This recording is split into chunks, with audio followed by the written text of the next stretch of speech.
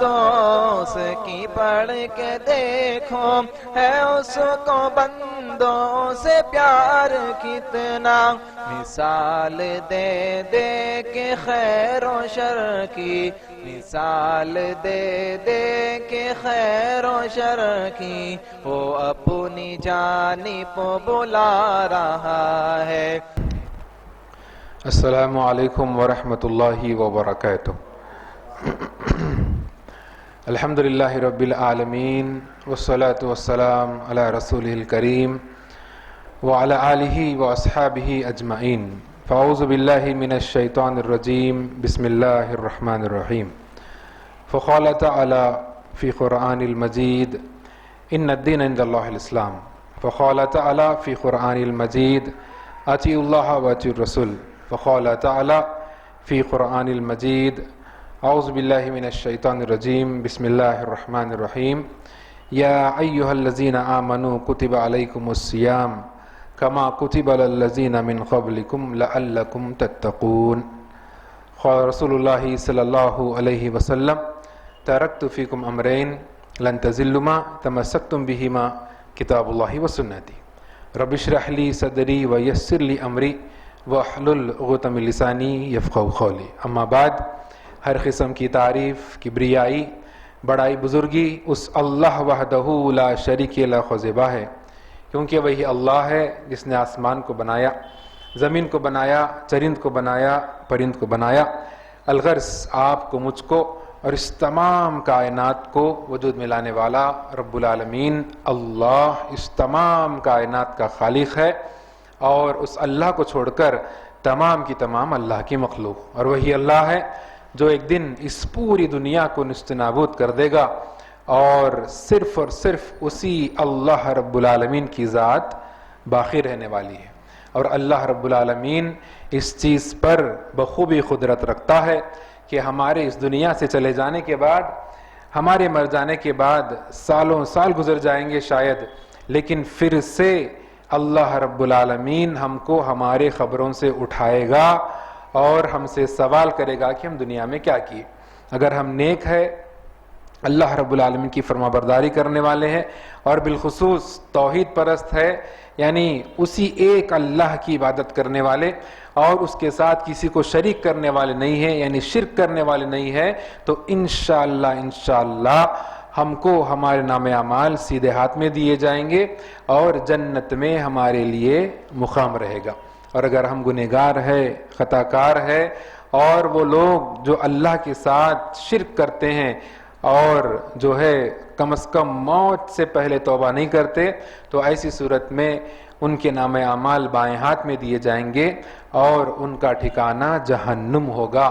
اللہ رب العالمین سے دعا کریں کہ اللہ رب العالمین ہمارے تمام کی تمام صغیرہ کبیرہ گناہوں کو معاف فرمائے، اور اللہ رب العالمین ہم کو تاحیات صرف اور صرف اسی ایک اللہ کی عبادت کرنے والا بنائے، اور موت ہم کو توحید پر آئے انشاءاللہ۔ اور اللہ سے دعا کرتے ہیں کہ اللہ رب العالمین ہم کو ہمارے نام اعمال سیدھے ہاتھ میں نصیب فرمائے اور جنت میں ہمارے لیے مقام عطا فرمائے، آمین یا رب العالمین۔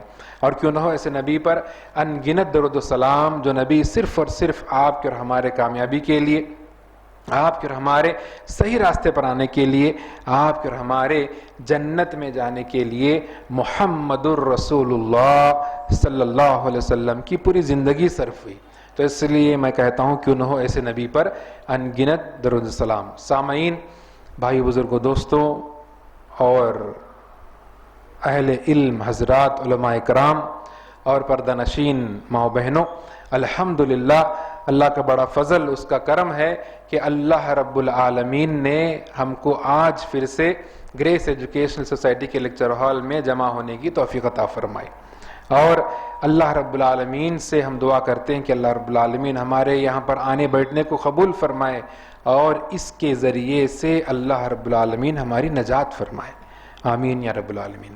جس طریقے سے اعلان کیا گیا کہ رمضان اور صحابہ، رمضان ایک عظیم ایسا مہینہ ہے کہ ہم کو یاد رکھنا ہے کہ یہ مہینہ حالانکہ پھر حرمت والے مہینوں میں سے نہیں ہے، حرمت والے مہینے جو اسلام نے قرار دیا ہے ان مہینوں میں کا مہینہ نہیں ہوتا ہے، لیکن اس کے باوجود اس مہینہ اور اس مہینے کے تعلق سے اتنی عظمت اور اس مہینے کے تعلق سے ہمارے دلوں میں ایسی جو ہے بزرگی کہ بڑا بابرکت مہینہ آنے والا ہے اور بہت اچھا مہینہ آنے والا ہے، تو کیوں نہ ہو وہ مہینہ جس مہینے کے اندر اس قرآن کو نازل کیا گیا۔ اللہ اکبر! یہ قرآن مجید جو رب العالمین کا آخری کلام ہے، تو یہ آخری کلام اس قرآن مجید کو رمضان کے مہینے میں نازل کیا گیا۔ اور مفسرین اکرام فرماتے ہیں کہ صرف قرآن کو نہیں بلکہ قرآن سے پہلے جتنے بھی دیگر کتابیں اللہ رب العالمین کے جانب سے نازل ہوئی، جیسے تورات ہے یا انجیل ہے یا اور اس کے علاوہ جتنے بھی کتابیں، یہ تمام کی تمام کتابیں اسی مہینے میں نازل کیے گئے۔ اللہ اکبر! اسی لیے اس مہینے کی عظمت ہے۔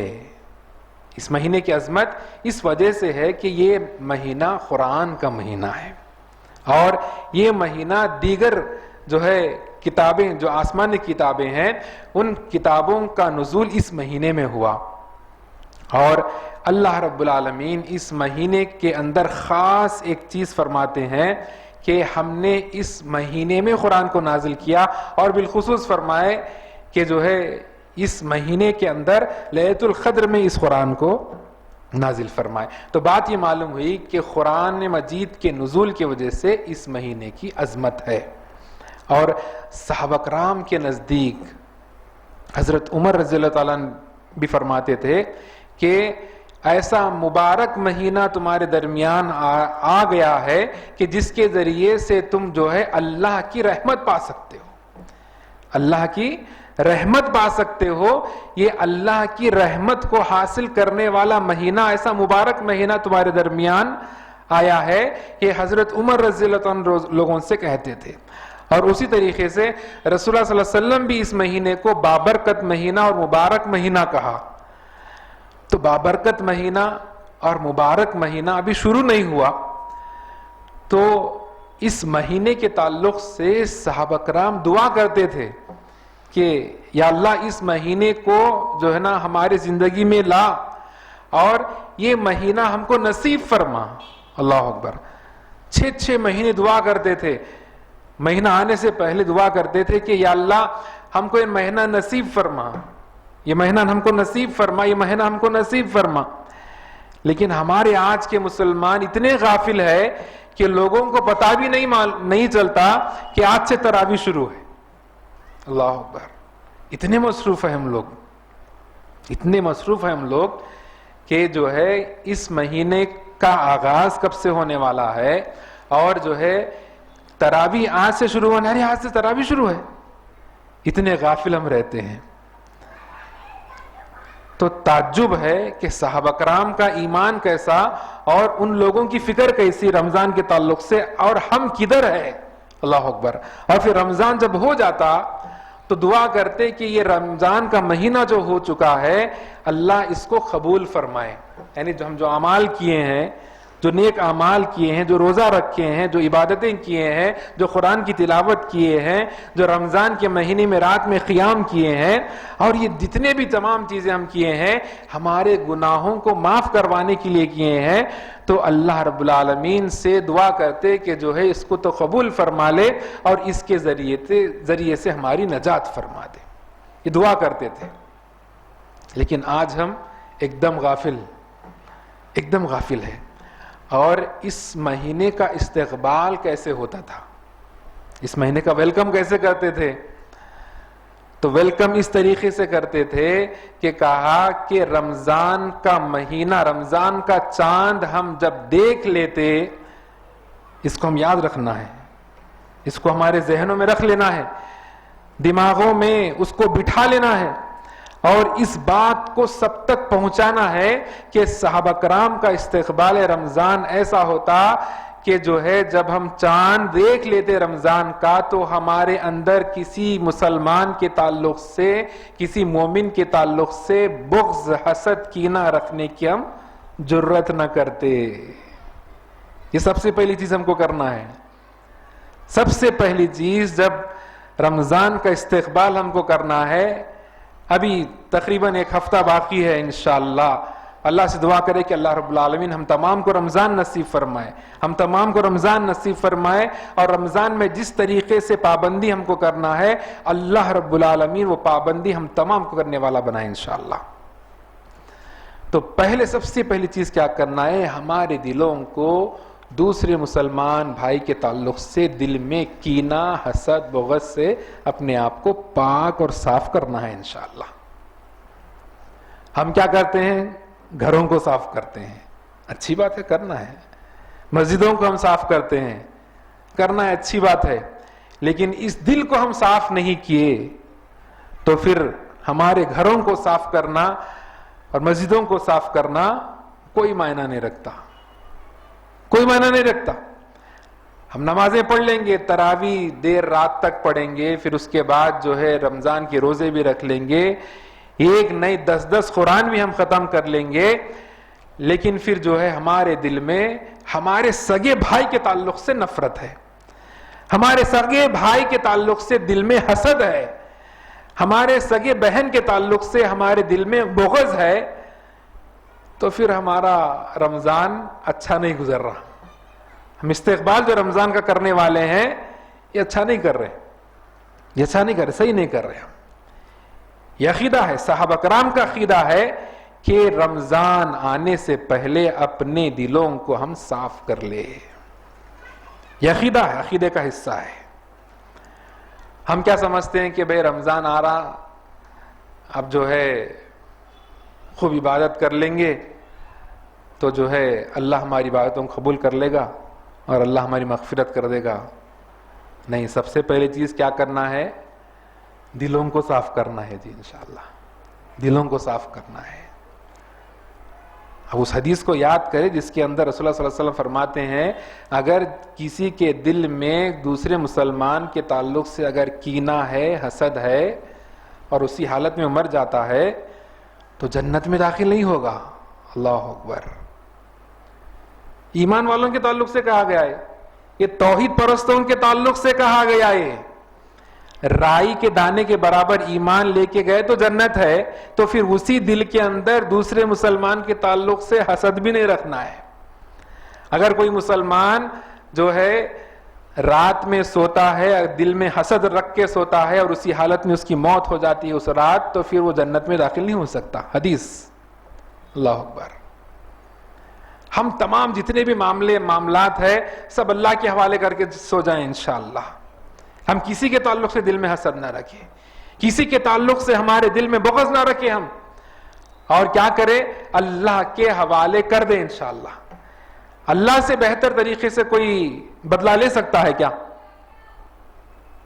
سوال ہے کہ اگر کسی سے ہم کو دشمنی ہے، کسی سے ہم کو جو ہے نفرت ہے، تو صحیح حساب لینے والا کون ہے؟ ہم کیا اس سے صحیح حساب لے پائیں گے؟ نہیں لے سکتے ہم حساب. اللہ کے حوالے کر دیں انشاءاللہ. اللہ کے حوالے کر دیں اور آرام سے سو جائے. اچھی نیند بھی لگتی. سب سے پہلی چیز اچھی نیند لگتی. بھائی اللہ دیکھ لیتا، بھائی اللہ کا معاملہ ہے، اللہ کے حوالے کر دیے، اب اللہ دیکھ لیتا. دھوکہ دیا جو ہے ہم کو، ہمارے سر پہ ٹوپیاں پہنا رہا، دھوکہ دے رہا، جی معاملات صحیح نہیں ہے، قرضہ لے کے جو ہے نا ڈبا دیے. لوگ ہیں بیچارے پریشان، کئی ایسے لوگ ہیں. سب کو معاف کر کے سو جائیے. اور خاص طور پہ بہنوں سے گزارش ہے، خاص طور پہ ہمارے بہنوں سے گزارش ہے کہ اپنے دلوں کو ضرور بس ضرور صاف کر لیں. ارے وہ سجوں میں پورا دھول جمے ہوا ہے، اس کو صاف کرو. چھٹی لگاؤ. ارے کالج کو نہ کو جا رہے، پورے سجے صاف کرنے کا ہے، گھراں صاف کرنے کا ہے، چنا پانی کرنے کا ہے. پہلے اپنے دلوں کو چنا پانی کر لیں، دلوں کو صاف کر لے. پہلے دلوں کو صاف نہیں کریں گے تو سجے صاف کر کے، گھراں صاف کر کے بیکار ہے. اماں میری بہنیں اس کو یاد رکھے، کر کے لے کے آئے بہو کو. بہو کے تعلق سے اتنا یہاں تک رہتا ہے ان کو، حسد، جلن، کینہ، اب کیا بولتے ہیں، جتنے بھی دل کی بیماریاں ہیں پورے کے پورے بیماریاں ان کے کلیجے میں بھرے ہوئے ہیں، ہے نہیں ہے؟ اس کو صاف کریں انشاءاللہ، اس کو صاف کریں. اس کو صاف نہیں کریں گے تو پھر فائدہ نہیں ہے جی، فائدہ نہیں ہے. صاف کرنے کا وقت ہے. پڑوسی ہے بھائی، اتنا نفرت، اتنی حسد، اتنی جلن پڑوسیوں کے تعلق سے، آپ پوچھو مت. آپ توبہ توبہ. اگر انہیں نئی گاڑی لیا تو بھی حسد، انہیں ایک فلور بنا لیا تو بھی حسد، اچھے کپڑے پہنا تو بھی حسد. اچھے کپڑے پہن کے نکلا، دیکھو ایک دوسرے کو بول لیتے ایسا ایسا. مگر یہ بہت بری چیز ہے، یہ بہت بری چیز ہے جو لوگوں کو جہنم میں لے جا سکتی ہے. اللہ اکبر. اس کے اندر کہنے والے، سننے والے سب اس کے محتاج ہیں، سب اس کے اندر ملوث ہے. اپنے اپنے لیول کے حساب سے لوگوں کے اندر حسد ہے، اپنے اپنے لیول کے حساب سے لوگوں کے اندر کینہ ہے. ایک بات ہم سمجھ جائیں کہ حسد اور کینہ اسی وقت ہم کو ہوتا ہے جب لوگ جب عروج پر آتے ہیں، ان کے عروج کو دیکھ کر ہم برداشت نہیں کرتے. حسد صرف دینی معاملات میں کرنا ہے، ارے دین میں کیا آگے جا رہا بھائی، میں بھی ویسا بننا، اس میں ایک دم پیچھے. وہ دیندار ہے، دیندار ہے تو کیا کرنے کا ہے، اس کا اس کو دیکھ لیں دو. نہیں، حسد جلن ہم کو اگر ہونا ہے تو اس کے علم پر ہونا ہے، اس کے دینداری پر ہونا ہے. کاش میں بھی ویسا دیندار بنتا، کاش جیسا اس کے اندر تقویٰ ہے ویسا تقویٰ میرے دل میں ہوتا تو کتنی اچھی بات ہوتی. یہ حسد آپ کے لیے جائز ہے، لیکن ہماری دلوں میں جو حسد ہے ایک دم الٹا حسد ہے، الٹا حسد ہے. یہ کیا ہے؟ اللہ کی عطا پر ہم جو ہے ناشکری کرنا، اللہ کی عطا پر ہم جو ہے یہ فیصلہ کرنا کہ جو ہے اللہ ان کو دیا اور ہم کو نہیں دیا. یہ اللہ کی عطا ہے. یہ حقیقت میں لوگوں سے جلن نہیں ہے، لوگوں سے حسد نہیں ہے، یہ اللہ رب العالمین سے حسد ہے. یہ اللہ رب العالمین سے جلن ہے. یہ جو اللہ سے حسد کرے، جو اللہ کی عطا کردہ چیزیں اگر اللہ دے رہا تو اس کی مرضی بھائی. اللہ جس کو چاہے اپنے رزق کے کنجیاں کھول دے اور اس کو چھپر بھار کے اس کو دے، دولت دے، اس کو جو ہے ہر چیز عطا فرمائے، اس کی مرضی ہے. اس کی عطا میں ہم کون ہیں، ہم کیا ناچیز ہے کہ ہم جو ہے نا مداخلت کرے اور جو ہے لوگوں سے حسد کرے، لوگوں سے بغض کرے. نہیں، لوگ اگر نیک بن رہے ہیں تو ان کی نیکی میں ہم حسد کرنا کہ ہم بھی ویسے نیک بنے، اس میں ہم کو حسد نہیں ہے. نمازی ہے تو اس میں ہم حسد کریں بھائی ہماری بہن اتنی نمازی ہے، ہمارا بھائی اتنا نمازی ہے، میں بھی ایسا نمازی بن جانا. اس میں حسد کریں گے تو کچھ فائدہ ہوگا، لیکن اس میں ہم حسد نہیں کرتے، دنیاوی چیزوں میں حسد کرتے ہیں. یاد کرے سعد رضی اللہ تعالیٰ عنہ، حضرت سعد رضی اللہ تعالیٰ عنہ. اللہ کے نبی صلی اللہ علیہ وسلم فرماتے ہیں اگر کوئی جنتی دیکھنا چاہتے ہیں تو اس کو دیکھ لو، بعد جو اب مسجد میں داخل ہونے والا ہے وہ جنتی ہے، وہ جنتی ہے جو مسجد میں داخل ہونے والا ہے. سعد رضی اللہ تعالیٰ عنہ مسجد میں داخل ہو رہے ہیں، یہ ایک ہاتھ میں جو ہے آسا پکڑے ہوئے ہیں، یہ ایک ہاتھ میں جو نا اپنے چپل یا جوتی پکڑ کے ہے، اور ان کے چہرے سے پانی ٹپک رہا ہے، یعنی وہ ابھی وضو کر کے مسجد میں داخل ہو رہے ہیں، مسجد میں داخل ہو رہے ہیں. اب جو جنتی ہے اس کو دیکھنا ہے لوگوں کو، لوگ پورے ٹکٹکاتی نظروں سے دروازے کے پاس دیکھ رہے ہیں کہ آخر کون ہے انسان جو جنتی ہے، جس کو اللہ کے نبی صلی اللہ علیہ وسلم جنت کی بشارت دیے ہیں. اور یاد رکھے یہ 30 سال کی عمر میں اسلام قبول کیے، 30 ایئرس، 30 سال کی عمر میں، اور 36 سال کی عمر میں دنیا سے گزر جاتے ہیں. انا للہ و انا الیہ راجعون. بس 6 سال جیے، آج 60 سال جی لے رہے، 80 سال جی لے رہے. بڈھے آج کل کے مست گھٹ ہے ماشاءاللہ سے، جوان چلے جا رہے ہیں لیکن بڈھے ماشاءاللہ گھٹ ہے. اللہ اور جو ہے نا ان کو صحت عطا فرمائے. لیکن حضرت سعد صرف 30 سال کی عمر میں اسلام قبول کیے اور 36 سال میں دنیا سے گزر گئے ہیں. اور پھر جنت کی بشارت ان کے لیے. اللہ اکبر. ایسا کیا عمل کرے جی, ایسا کیا عمل کرے جن کو اللہ کے نبی صلی اللہ علیہ وسلم فرماتے ہیں کہ یہ جنتی ہے. ایک صحابی کو نہ رہا گیا, اب وہ بے چین ہے کہ میں آخر ان کو جنت کی بشارت دی, آخر کیا بات ہے. ان کا پیچھا کرتے ہیں, ان کے ساتھ ساتھ جاتے ہیں, ان کے گھر تک پہنچتے ہیں, ان کے ساتھ رہتے ہیں. 1 دن ہو گئے, 2 دن ہو گئے, اب تیسرے دن واپس جانے لگے تو کیا بات ہے. سعد رضی اللہ عنہ کو پوچھتے ہیں کہ بھئی کیا بات ہے.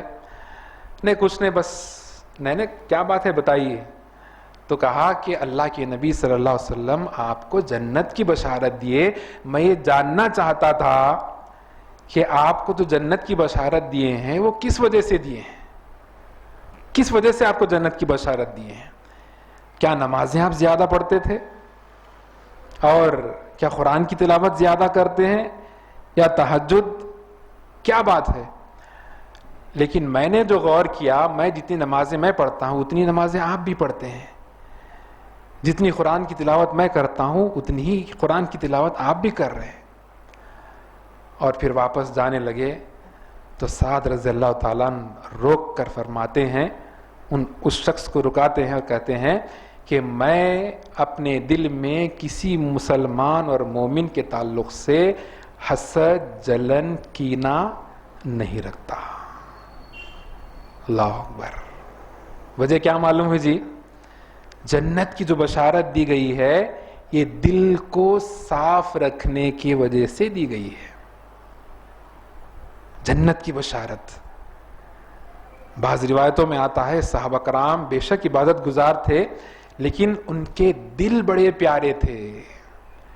ان کے دل جو ہے بہت ملائم دل تھے, اچھے دل تھے, صاف اور شفاف دل تھے, بڑے نیک دل والے ہوتے تھے یہ لوگ. اسی لیے ان کو صحابہ کرام کا لقب دیا گیا. اللہ رب العالمین ان سے راضی ہو گیا. جب اللہ ان سے راضی ہو گیا تو پھر اور کیا چاہیے لوگوں کو. ان کے لیے جنت ہے, ان کے لیے کامیابی ہے انشاءاللہ. تو آج ہم کو بھی چاہیے کہ ہم ہمارے دلوں کو پہلے صاف کریں, اور صحابہ کرام جو استقبال کرتے تھے رمضان کا, اپنے دلوں کو صاف کر کے استقبال کرتے تھے. اللہ رب العالمین سے دعا کرتے ہیں کہ اللہ سبحانہ وتعالی جو بھی ہم سنے ہیں اللہ اس پر پہلے مجھ کو عمل کرنے کی توفیق عطا فرمائے, اور اللہ رب العالمین ہم تمام کو جو بھی سننے والے ہیں انشاءاللہ بھی شیخ سے ان تمام پر جو ہے عمل کرنے کی اللہ ہم کو توفیق عطا فرمائے. اللہ جو بیمار ان کو شفا کامل عاجل عطا فرمائے, جو پریشان ہیں اللہ رب العالمین جو ہے نا ان کی پریشانیوں کو دور فرمائے, اور اللہ رب العالمین ہمارے تمام کی تمام صغیرہ کبیرہ چھوٹے بڑے گناہوں کو معاف فرما کر اپنی مغفرت ہمارے حق میں کر دے. آمین یا رب العالمین. والسلام علیکم ورحمۃ اللہ وبرکاتہ.